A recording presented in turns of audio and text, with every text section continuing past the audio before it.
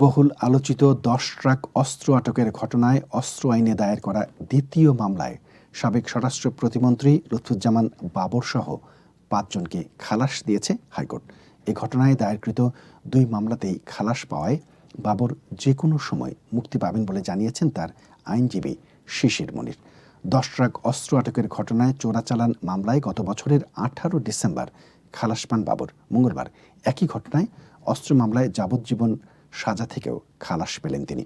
এই মামলায় বাবরসহ খালাস পেয়েছেন ৫ জন। এছাড়াও সাবেক শিল্পমন্ত্রী ও জামায়াতের আমির মতিউর রহমান নিজামী সহ ৪ জন মারা যাওয়ায় তাদেরকে সাজা থেকে অব্যাহতি দেওয়া হয়েছে। যাবজ্জীবনের সাজা কমিয়ে বিভিন্ন মেয়াদে কারাদণ্ড দেওয়া হয়েছে উলফা নেতা পরেশ বড়ুয়া সহ ৫ জনকে। ১৭ বছর ধরে কারাগারে লুৎফুজ্জামান বাবর। এই মামলায় ৭৮ দিন রিমান্ডে নেওয়া হয় বাবরকে। মামলায় খালেদা জিয়া ও তারেক রহমানকে জড়াতে চাপ দেওয়া হয় তাকে। বাবর রাজি না হওয়ায় তাকে আসামি করা হয় বলে দাবি আইনজীবীদের।